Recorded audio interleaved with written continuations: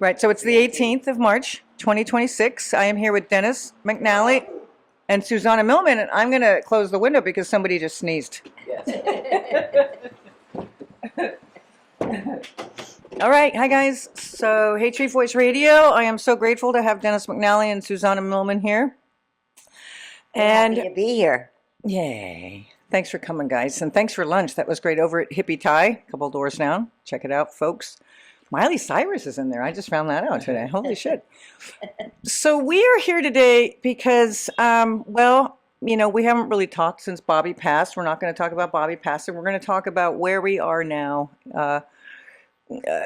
Perhaps maybe we're kind of directing the magazine and the radio show towards what is the new counterculture. Where do we go from here? What does that look like? Over lunch, we were talking about it is partially generational. It's partially experiential. So anyway, I will say this, that one of the new ventures that we're heading towards is Rising Voices, is what we're calling it at this point, about the new counterculture. Again, I'm Linda Kelly, Hey Tree Voice Radio. The Bay Area has always been a place where you can let your freak flag fly. People are still coming to the corner, which is literally right out my window here. Thank you, SF Heritage, by the way, for the Doolin Larson building for the last 9 months for this radio in residency. That's been spectacular. This is my last week here. So grateful, but Hate Street Voice Radio will live on. Just got to figure out where we're going to land, but not worried about that. Okay, so basically, what is the new counterculture? Where do we go from here? Dennis, maybe start from your beginnings of working with the dead real quick, or you know, what got you to here? Well, the Grateful Dead got me to San Francisco. The long story short is that I had a friend, as most of us did, that turned me on to the Dead. And at the same time, he gave me a big shove in the direction of working on Jack Kerouac. So I wrote a book about Kerouac for my dissertation, and in the process of it became convinced that I should also write a book about the Grateful Dead. And very, very long story short, eventually I met Jerry, and he said, "Why don't you do a book about us?" To which I replied, "Good idea." You know, I had come out here because of friends and because of the Grateful, you know, more shows. But you're talking about rising voices, and I'm going to give this to Susana in just 1 second. I just want to say that when you say what, you know, I think you said who's in charge, you know, who's driving this? And the answer is, I'd like to observe that the Haight-Ashbury scene did not have a leader, did not have, you know, it had individual people coming out of mostly the arts, the avant-garde arts in the Bay Area, mixed in with LSD and rock and roll. And I was just going to say that nobody was in charge. Nobody was in charge of the Grateful Dead, for instance, at its best. But in particular, the counterculture was an individual process. I was going to interject. Bill Graham tried. Well, you know, with his clipboard. He ran his stage, and he ran it well. And, you know, I'll certainly give him that. But the point is, he was never really exactly part of the counterculture. He just supplied superb music. But the fact is that dropping out of conventional life has been something that's been going on in America at least since Thoreau, and it is an individual choice. Nothing on many levels, I would argue very strongly that nothing has changed. The sexual freedom that, among other things, led to the gentle male hippie in the 60s is now revealed with a government that wants to deny the existence of transgender people. But there's a through line there, and they're connected. The environment, you know, this current government that wants to deny that the EPA that there needs to be an EPA, effectively. You know, we have a completely different point of view that in fact we are not here to dominate the earth and to plunder it, but to live with it and try and heal it, et cetera, et cetera, et cetera. And all that stuff is still there, and it is up to each individual to resist the war, resist racism, resist ICE, all of that, and let your conscience be your guide. Yeah. Hi, Susana. Hey, love Hi, you. Linda. Love you, sweet pea. Yeah, the idea, I would say, is to create win-win situations where we recognize other people not as the other, but as being fellow humans, and how do we make it as good as possible for as many of us as possible, ideally all of us. Yeah. We were walking back from the fabulous Thai food, and I have a Black Panthers tattoo on my shoulder here, and Dennis said, "Hey, Susana, tell Linda the story about Black Panthers." I said, "What the heck is that story?" So here you go. Yeah, well, in the 60s, because of the terrible war and terrible racial repressions going on in the country, I was very political, and I ended up going to Algeria, where I met with the Black Panthers who were in exile there. Eldridge Cleaver and the Black Panthers who were in exile, and what did you learn? What was the takeaway? Were you scared? I mean, I don't know. I have no idea. That sounds like a. Well, how old were you at that point? If that helps. I was in my early 20s. In my later 20s, yeah. And so I had a very nascent interest in photography at that time, and I had a small half-frame Minox camera. And so I started taking pictures of these guys in the room. There you go. And they just went out of their minds because they immediately thought I was a spy and, and meant no good. And I felt so terrible. And of course, I gave them the camera. I mean, what else could I possibly do? So, and that was very political. I was a very structured human at that time. I was in the Department of Social Psychology at Polytechnic Institute of Brooklyn teaching. Wow. And I left that and went to South America to study shamanism and experience the ayahuasca culture.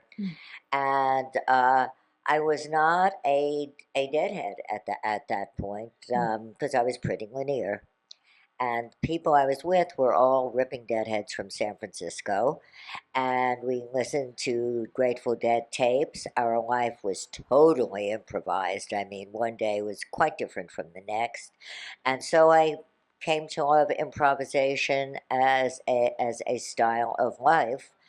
And all right, which bridges the thing we were talking about over lunch about improvisation and the younger, yes. And that's kind of part of the through line of what's going to carry us through. When I say who the fuck's driving, is kind of following that river, following that. And doing what feels right, what accords with one's own moral structure, and what you can see is going to be good for others as well.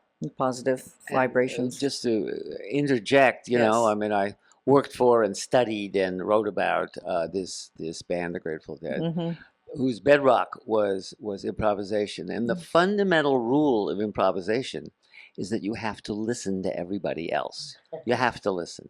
It's It's not structured. It's not theatrical, which has a presentation. It's conversational.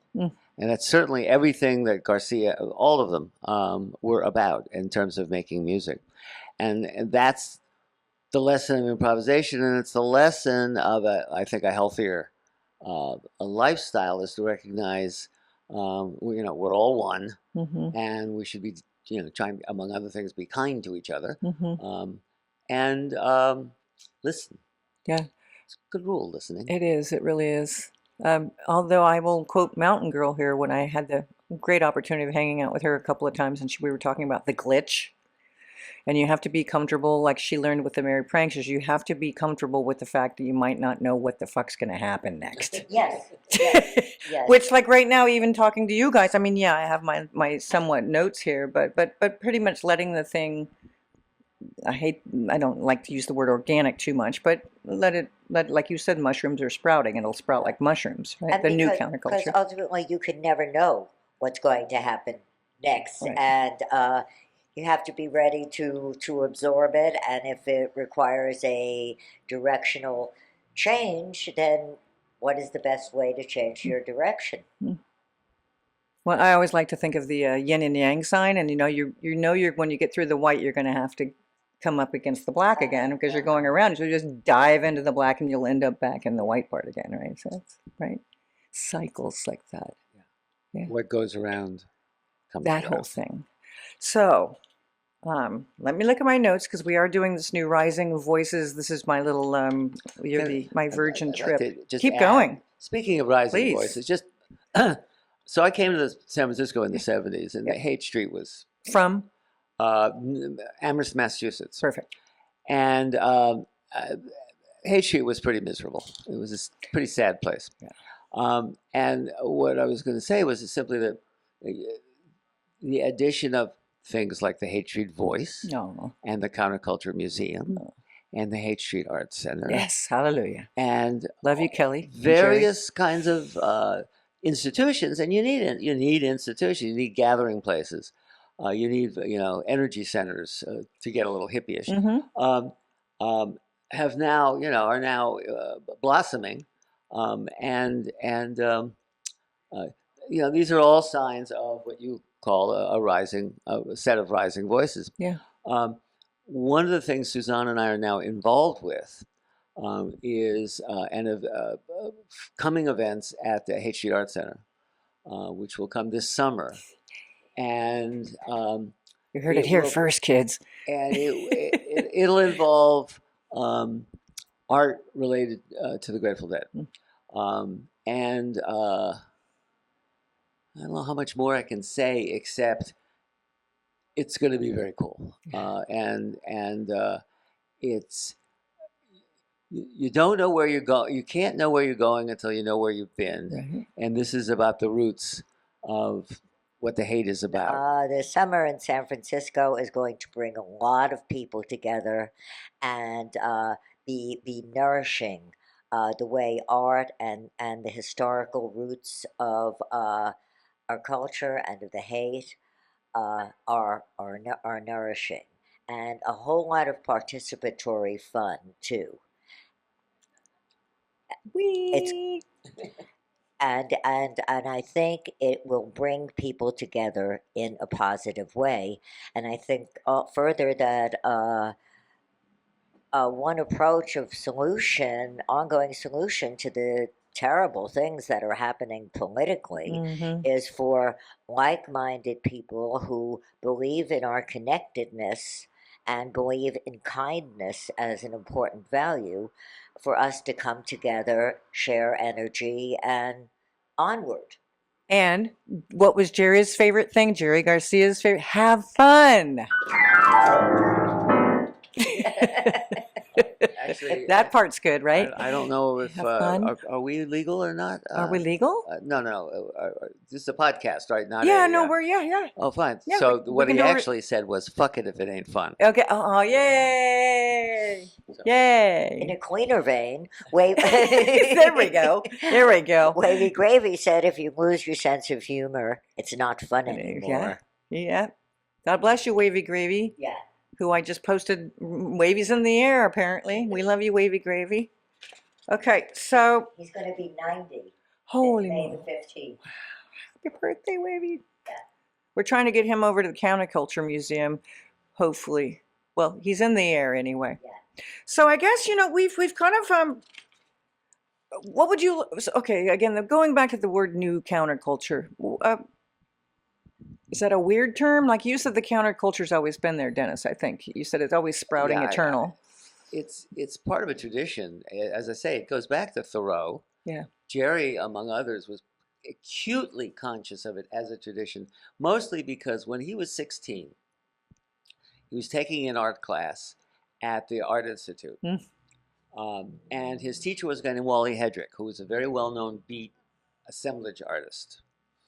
And Wally, among other things, played acoustic blues while they painted.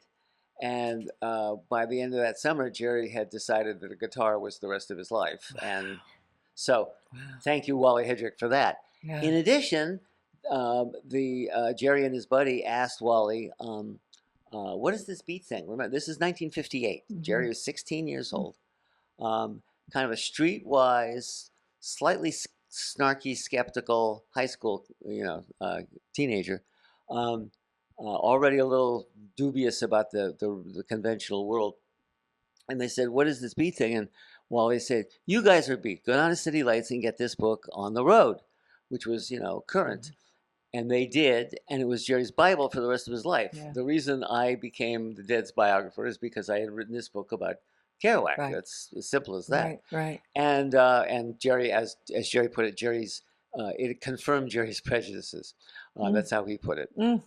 So the point is that there's this progression. Yeah. And it went. There's a lot of other elements, and I just finished another book called The Last Great Dream, which is about how different strands of art and politics and whatnot came going together. Back to the Bohemians, right? Way back. All the Bohemians and all those values, all of which, there's any number of different strands that all weave together into what became the people who came to the hate before it became popular or over popularized.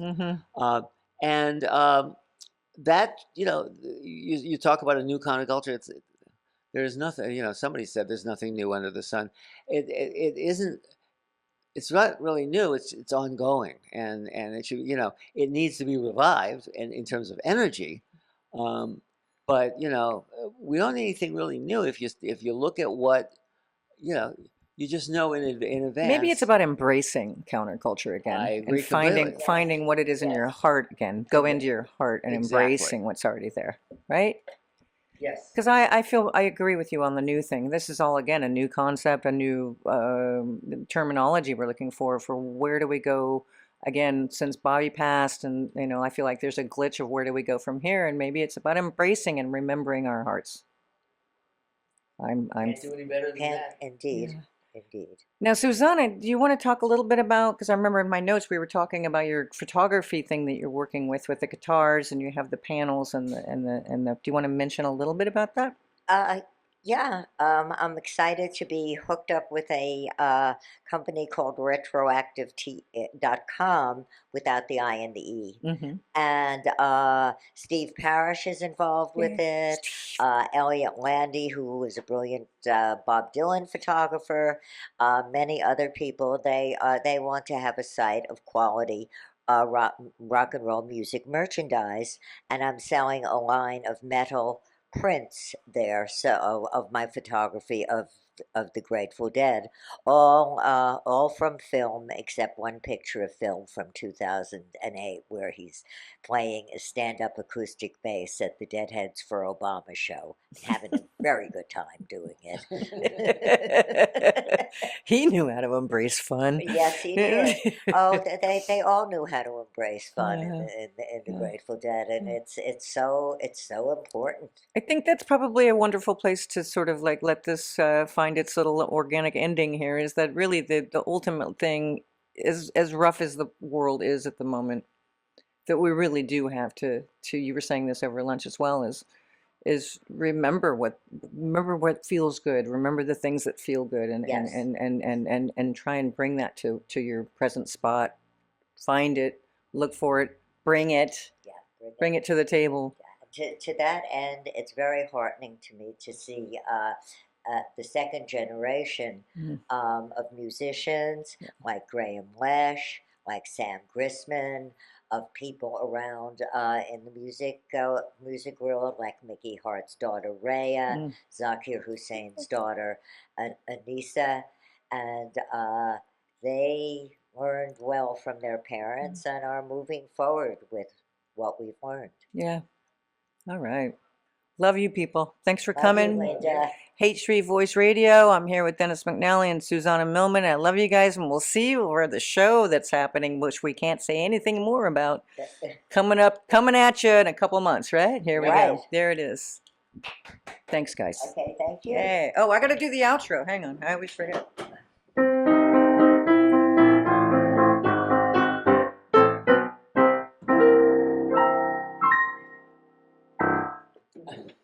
Okay, all right.